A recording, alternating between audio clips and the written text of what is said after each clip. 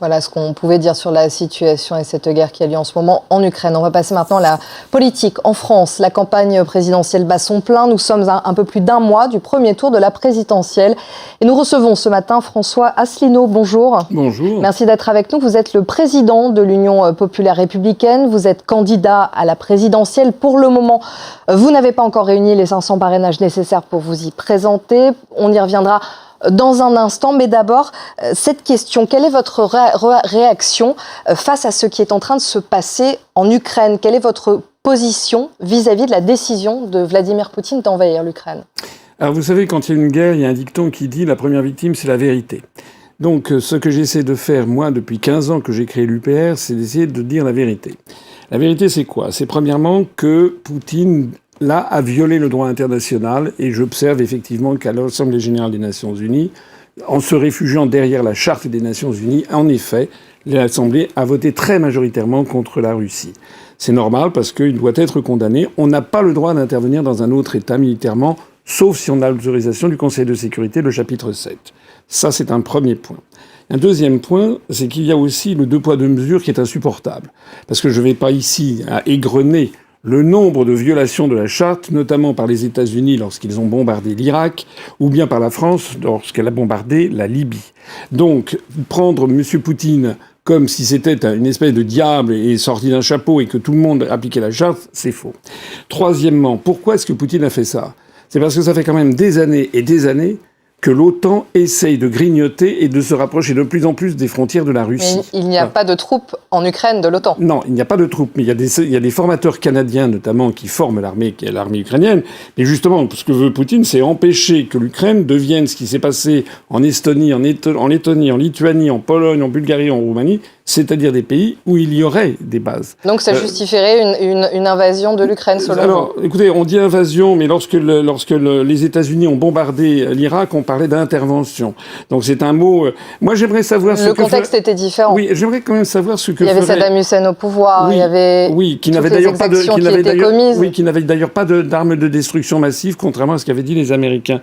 Moi, j'aimerais savoir ce que diraient les États-Unis si il y avait un projet au Mexique d'installation de bases militaires à 50 km au sud du Rio Grande et face à la Californie, à l'Arizona, au Texas. Ça justifie de détruire tout un pays pour vous quand on voit ce qui est en train de se passer? Attendez, ce que j'observe, c'est que la crise de Cuba en 1962 a été très claire. Cuba est un pays libre, souverain et indépendant, mais lorsque Khrouchtchev a voulu installer des missiles, Kennedy a dit soit vous retirez, soit c'est la guerre nucléaire. C'est vrai ou c'est pas vrai? C'est vrai. Donc là, la même chose s'est passée. N'ajoutons aussi que depuis 8 ans, les républiques autoproclamées de l'Est de l'Ukraine sont victimes de bombardements massifs du régime de Kiev. Alors, je ne dis pas ça. Tout ça, c'est vous qui le dites. Hein, non, non, vous avez des confrères qui l'ont dit. Il y a oui, mais ça va dans les deux sens. Oui, mais en attendant, maintenant, il faut faire quoi? Il faut essayer... Encore une fois, j'ai condamné l'intervention de Poutine, qui est contraire au droit international. Mais le reste n'est pas conforme non plus aux accords qui avaient été passés entre le président Bush père et Gorbatchev au moment de l'effondrement du camp socialiste. Maintenant, il faut faire quoi? Il faut essayer d'amener tout le monde à la raison. On a affaire avec la Russie quand même à la première puissance nucléaire mondiale, avec 6250 ogives nucléaires. Et il a d'ailleurs brandi la menace nucléaire. Absolument. Donc on doit faire attention. D'ailleurs, la France fait attention. L'Union européenne aussi. Parce que lorsque M. Macron dit qu'il réagit, il n'envoie pas de troupes. Et Mme Parly a dit qu'il n'en était pas question en Ukraine. On envoie des troupes en Estonie, en Roumanie. C'est comme si vous aviez un incendie dans un L'Ukraine ne fait pas partie de l'Europe, donc pour l'instant c'est normal. Elle ne fait pas partie de l'OTAN. Oui, mais si vous voulez... Ni de l'OTAN, ni de l'Europe. Oui, mais ce que demande le régime de Kiev, c'est justement d'avoir un soutien militaire. Or, bien entendu, aucun pays européen, ni aucun pays de l'OTAN Tous les pays européens se sont mis d'accord, pas pour intervenir, mais pour livrer des armes pour le moment. Oui, mais je ne pense pas que ce soit une bonne chose. Parce que ça veut dire qu'on va jeter de l'huile sur le feu. Voilà. On risque d'ailleurs de disséminer des armes dont on ne sait pas ce qu'elles deviendront. Les missiles Stinger, ça peut prendre des années pour essayer de les récupérer ensuite. Donc ça veut dire quoi? Qu'il faut laisser l'Ukraine être assaillie par les bombardements par les Russes, sachant qu'on voit tous les jours le peuple ukrainien qui résiste, qui annonce qu'il veut être libre. Je suis d'accord qu'il faut arrêter cette guerre. Mais moi, ce qui me chiffonne, si vous voulez, c'est que regardez ce qui se passe avec les Houthis au Yémen, regardez ce qui se passe au Congo, dans l'est du Congo. Il y a des zones dans le monde où il y a des centaines de morts tous les jours et on n'en parle pas. Donc il y a ici un narratif spécifique sur ces questions. On en parle sur France 24. Oui, sur France 24 peut-être, mais sur les grands médias français, on n'en parle pas.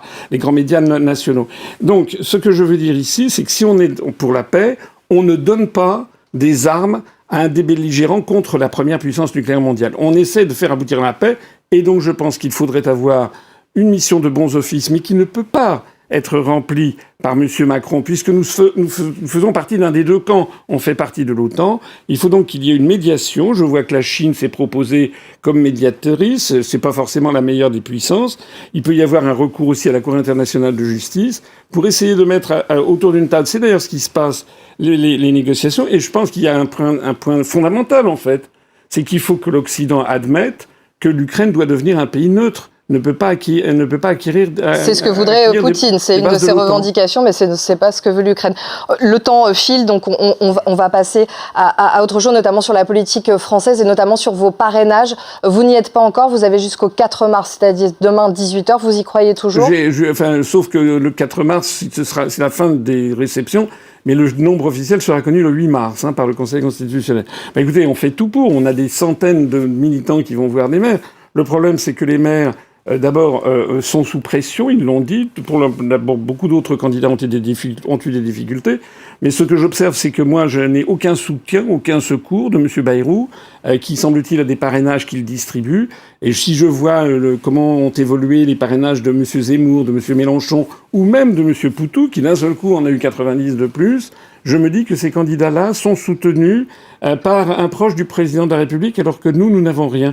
Je me demande donc si le fait de proposer la sortie de l'Union européenne, de l'euro et de l'OTAN, et finalement, c'est peut-être quelque chose qu'on n'a plus le droit de dire en France. Alors on a le droit de le dire quelques minutes sur un plateau de télévision, mais il faut bien comprendre que si je ne suis pas candidat, eh bien il n'y aura aucun candidat en France à cette élection décisive qui proposera aux Français de sortir de l'Union européenne et de l'OTAN. Et de l'OTAN notamment, vous proposez ça.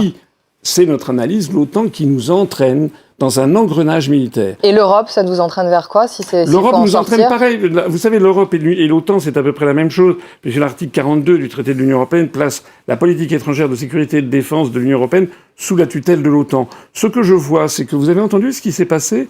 Vous avez le président ukrainien qui demande l'adhésion rapide de l'Ukraine à l'Union européenne. J'ai vu que Madame Salomé Zourabichvili, la présidente de la Géorgie, demande à son tour l'adhésion rapide de la Géorgie. Ils le savent, c'est une procédure qui prend normalement des dizaines d'années. Mais est-ce que les Français se rendent compte de où on va ?